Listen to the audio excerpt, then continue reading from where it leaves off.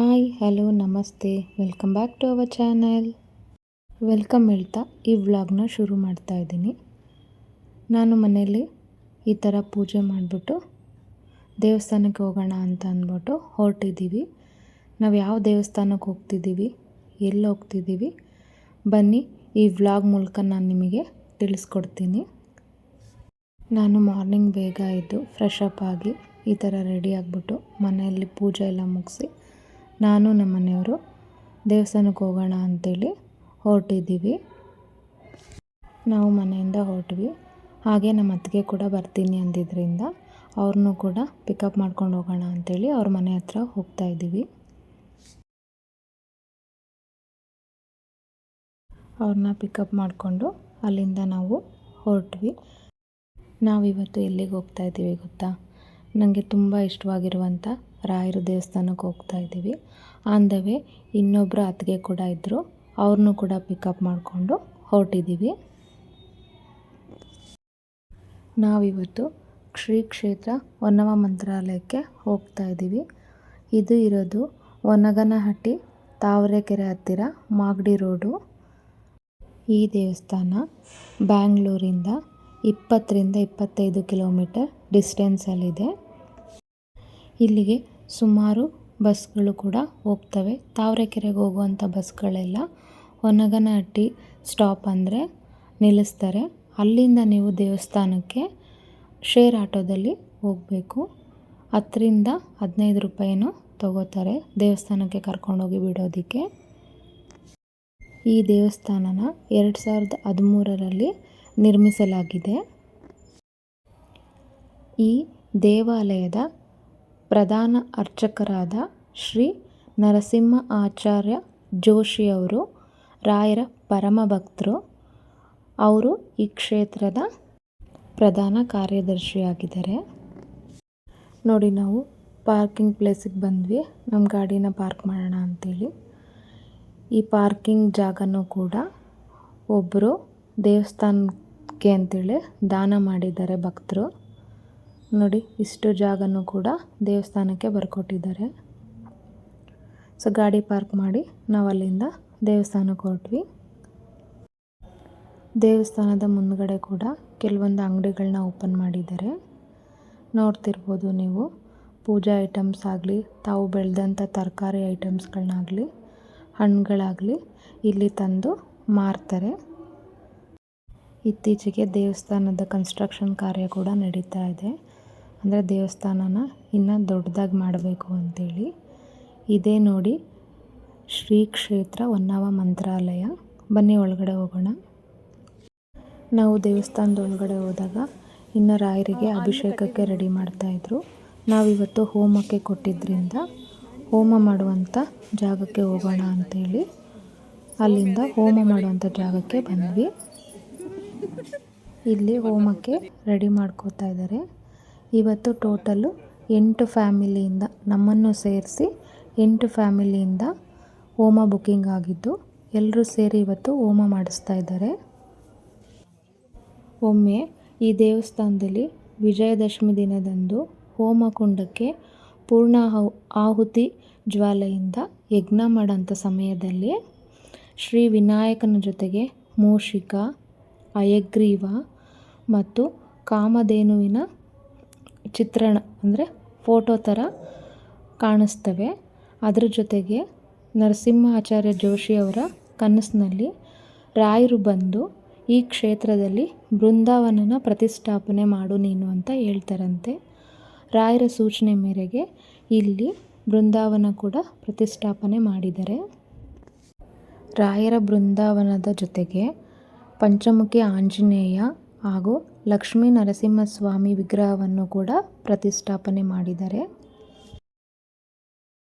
ಈ ದೇವಸ್ಥಾನದಲ್ಲಿ ಕಾಯಿ ಸಂಕಲ್ಪ ಅಂದರೆ ತೆಂಗಿನಕಾಯಿ ಮತ್ತು ತುಪ್ಪದ ದೀಪವನ್ನು ಅರ್ಪಿಸುವ ಮೂಲಕ ತಮ್ಮ ಸಮಸ್ಯೆಗಳಿಂದ ಮುಕ್ತಿ ಪಡೆಯಲು ಪ್ರಾರ್ಥನೆ ಮಾಡ್ತಾರೆ. ಇದನ್ನು ನರಸಿಂಹ ಜೋಶಿಯವರು ತಮ್ಮ ಸಮಸ್ಯೆಗಳನ್ನ ಹೇಳ್ಕೊಂಡ್ರೆ ಅವರು ಭಕ್ತರ ಕಷ್ಟಗಳಿಗೆ ಅನುಗುಣವಾಗಿ ಇಷ್ಟು ವಾರ ಕಾಯಿ ಸಂಕಲ್ಪ ಮಾಡಿ ಅಂತ ಹೇಳ್ತಾರೆ.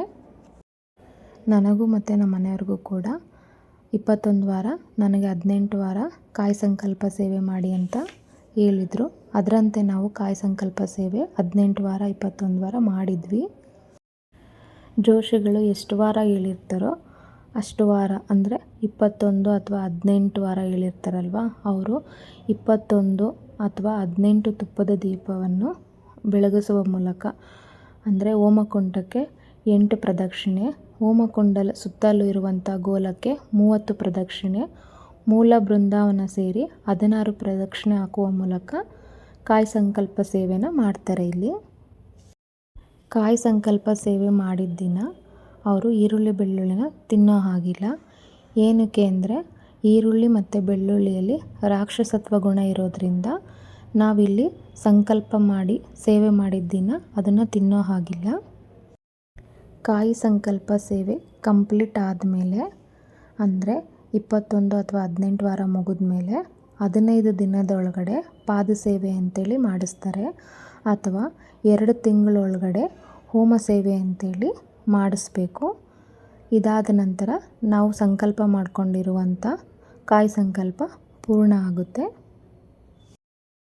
ನಾವು ಈ ದೇವಸ್ಥಾನದಲ್ಲಿ 2ನೇ ಸಲ ಕಾಯಿ ಸಂಕಲ್ಪ ಸೇವೆ ಮಾಡಿರೋದು. ಮೊದಲನೇ ಸಲ ಸೇವೆ ಕಂಪ್ಲೀಟ್ ಆದಮೇಲೆ ಪಾದ ಸೇವೆ ಮಾಡಿಸಿದ್ವಿ. ಇದು 2ನೇ ಸಲ ಕಂಪ್ಲೀಟ್ ಆದಮೇಲೆ ಹೋಮ ಮಾಡಿಸೋಣ ಅಂತ ಡಿಸೈಡ್ ಮಾಡಿ ಹೋಮಕ್ಕೆ ಬುಕ್ ಮಾಡಿದ್ವಿ. ಹೋಮ ಎಲ್ಲ ಮುಗಿದ್ಮೇಲೆ ಗುರುಗಳಿಗೆ ನಮಸ್ಕರಿಸಿ ಅಲ್ಲಿಂದ ನಾವು ಊಟಕ್ಕೆ ಹೋಗೋಣ ಅಂತೇಳಿ ಹೊರಟಿದ್ದೀವಿ. ನಾವು ಈ ದೇವಸ್ಥಾನಕ್ಕೆ ಬಂದ ಮೇಲಿಂದ ನಮಗೆ ತುಂಬ ಪಾಸಿಟಿವ್ ಬ್ಲೆಸ್ಸಿಂಗ್ ಸಿಕ್ಕಿದೆ. ನಾವು ಅಂದ್ಕೊಂಡಿರೋದೆಲ್ಲ ನೆರವೇರಿದೆ ಕೂಡ. ನನಗೆ ರಾಯರದ್ದು ಕೆಲವೊಂದು ಪವಾಡಗಳ ಅನುಭವಕ್ಕೂ ಕೂಡ ಬಂದಿದೆ. ನಾನಷ್ಟೇ ಅಲ್ಲ, ಇಲ್ಲಿ ಬರುವ ಪ್ರತಿಯೊಬ್ಬರಿಗೂ ಆ ಥರ ಫೀಲಿಂಗ್ ಆಗಿದೆ. ರಾಯರನ್ನ ನಂಬಿದರೆ ಅವ್ರು ಯಾವತ್ತೂ ಯಾರಿಗೂ ಕೈ ಬಿಡಲ್ಲ ಅಂತ ಎಲ್ಲ ರಾಯರ ಭಕ್ತರಿಗೂ ಗೊತ್ತಿರೋ ವಿಷಯನೇ ಅದು. ಇಲ್ಲಿ ಪ್ರಸಾದ ಮಾಡಿದರೆ ಅದಕ್ಕೆ ಈರುಳ್ಳಿ ಬೆಳ್ಳುಳ್ಳಿನ ಹಾಕೋದಿಲ್ಲ. ಪ್ರತಿಯೊಂದು ಐಟಮ್ಸ್ಗೂ ಕೂಡ ಈರುಳ್ಳಿ ಬೆಳ್ಳುಳ್ಳಿ ಯೂಸ್ ಮಾಡ್ದಲೇ ಇಲ್ಲಿ ಪ್ರಸಾದ ಮಾಡ್ತಾರೆ. ಇಲ್ಲಿ ಪ್ರತಿ ಪಂಕ್ತಿಯಲ್ಲೂ ಪ್ರಸಾದ ಬಡಿಸ್ಬೇಕಾದ್ರೆ ಎಲೆಯಲ್ಲಿ ಎಲ್ಲ ಐಟಮ್ಸ್ ಹಾಕಿದ ಮೇಲೆ ಒಮ್ಮೆ ಗೋವಿಂದನನ್ನು ಸ್ಮರಿಸಿ ಆಮೇಲೆ ಊಟ ಮಾಡೋದಕ್ಕೆ ಹೇಳ್ತಾರೆ. ಇದು ಫಸ್ಟ್ ಪಂಕ್ತಿಯಲ್ಲ, ಪ್ರತಿ ಪಂಕ್ತಿಯಲ್ಲೂ ಇದನ್ನು ರಿಪೀಟ್ ಮಾಡ್ತಾರೆ. ಅಂದರೆ ನಾವು ದೇವರಿಗೆ ಕೊಡುವಂಥ ಗೌರವ ಅಂತ ಅಲ್ಲಿರುವರು ನಂಬಿದ್ದಾರೆ. ಪ್ರಸಾದ ಕೂಡ ತುಂಬ ಚೆನ್ನಾಗಿತ್ತು. ನಾವು ಈರುಳ್ಳಿ ಬೆಳ್ಳುಳ್ಳಿ ಹಾಕಿದ್ರೂ ಟೇಸ್ಟ್ ಸಿಗುತ್ತೋ ಇಲ್ವೋ ಅಂತ ಎಷ್ಟೋ ಸಲ ಯೋಚನೆ ಮಾಡ್ತೀವಿ. ಬಟ್ ಅಲ್ಲಿ ಈರುಳ್ಳಿ ಬೆಳ್ಳುಳ್ಳಿ ಯೂಸ್ ಮಾಡಿದ್ರೆ ಮಾಡಿರುವಂಥ ಅಡುಗೆ ಕೂಡ ತುಂಬ ಚೆನ್ನಾಗಿರುತ್ತೆ ಅಂತ ನನಗೆ ರಾಯರ ದೇವಸ್ಥಾನದಲ್ಲಿ ಊಟ ಮಾಡಿದ ಮೇಲೇ ಗೊತ್ತಾಗಿದ್ದು. ಅಷ್ಟು ರುಚಿಯಾಗಿತ್ತು ಕೂಡ. ನಾವು ಊಟ ಎಲ್ಲ ಮುಗಿಸಿದ ಮೇಲೆ ಮತ್ತೆ ದೇವಸ್ಥಾನದೊಳಗಡೆ ಬಂದ್ವಿ. ಏನಕ್ಕೆ ಅಂದರೆ ನಾವು ದೇವಸ್ಥಾನದಲ್ಲಿ ಫಸ್ಟ್ ಬಂದಾಗ ರಾಯರಿಗಿನ ಅಭಿಷೇಕ ಮಾಡ್ತಾಯಿದ್ರು. ಹಾಗಾಗಿ ಇನ್ನೊಮ್ಮೆ ರಾಯರ ದರ್ಶನ ಮಾಡ್ಕೊಳ್ಳೋಣ ಅಂತ ಒಳಗಡೆ ಬಂದ್ವಿ. ನೋಡಿ ರಾಯರಿಗೆ ಎಷ್ಟು ಚೆನ್ನಾಗಿ ಅಲಂಕಾರ ಮಾಡಿದ್ದಾರೆ ಅಂತೇಳಿ. ರಾಯರಿಗೆ ತುಳಸಿ ಮಾಲೆ ಅಂದರೆ ತುಂಬ ಇಷ್ಟ. ಹಾಗಾಗಿ ಪ್ರತಿ ಸಲನೂ ಅವರಿಗೆ ತುಳಸಿ ಮಾಲೆ ಇಲ್ದಲೇ ಪೂಜೆ ಸಂಪೂರ್ಣ ಆಗಲ್ಲ.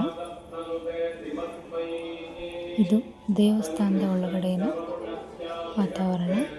ನೋಡಿ ಎಷ್ಟೊಂದು ಕಾಯಿ ಸಂಕಲ್ಪ ಕಾಯಿ ಕಟ್ಟಿರೋದು.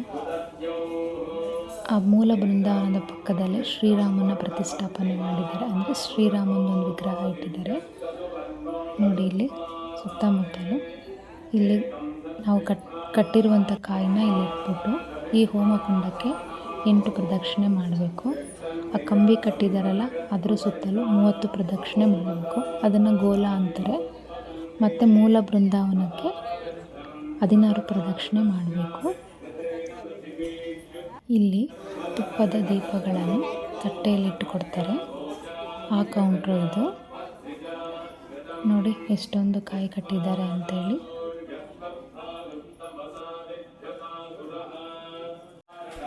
ಇಲ್ಲಿ ನಿಮಗೆ ಹೋಮಕ್ಕೆ ಅಥವಾ ಪೂಜೆಗೆ ಏನಾದರೂ ಎನ್ಕ್ವೈರಿ ಬೇಕಾದರೆ ಇಲ್ಲಿ ಡೀಟೇಲ್ಸ್ ಹೇಳ್ತಾರೆ. ಸೊ ನಾವು ದೀಪಕ್ಕೂ ಕೂಡ ಇಲ್ಲೇ ಚೀಟಿ ತೊಗೋಬೇಕು ಕೌಂಟ್ರಲ್ಲಿ. ನೋಡಿ ಎಷ್ಟೊಂದು ಜನ ದೀಪಾರಾಧನೆ ಮಾಡ್ತಾಯಿದ್ದಾರೆ. ಈ ದೇವಸ್ಥಾನ ಬೆಳಗ್ಗೆ 6 ಗಂಟೆಯಿಂದ ರಾತ್ರಿ 8 ಗಂಟೆವರೆಗೂ ಓಪನ್ ಇರುತ್ತೆ. ಹೊಸದಾಗಿ ಕಾಯಿ ಸಂಕಲ್ಪ ಸೇವೆ ಮಾಡ್ಕೋತೀನಿ ಅಂದ್ಕೊಳ್ಳೋರಿಗೆ ಮಧ್ಯಾಹ್ನ 1 ಗಂಟೆವರೆಗೂ ಕಾಲಾವಕಾಶ ಇರುತ್ತೆ. ನಾವು ಪೂಜೆ ಎಲ್ಲ ಮುಗಿಸ್ಕೊಂಡು ದೇವಸ್ಥಾನದಿಂದ ಹೊರಟ್ವಿ. ನೋಡ್ತಾ ಇರ್ಬೋದು, ಇದು ದೇವಸ್ಥಾನದಿಂದ ಹೊರಗಡೆ ಇರುವಂಥ ಅಂಗಡಿಗಳು. ಅಲ್ಲಿ ಅಕ್ಕಪಕ್ಕ ಸುತ್ತಮುತ್ತಲ ಇರುವಂಥ ಹಳ್ಳಿಗಳಲ್ಲಿ ತಾವೇ ಬೆಳೆದಂಥ ತರಕಾರಿಗಳಾಗಲಿ ಸೊಪ್ಪುಗಳನ್ನೆಲ್ಲ ತಂದು ಇಲ್ಲಿ ಮಾರ್ತಾರೆ.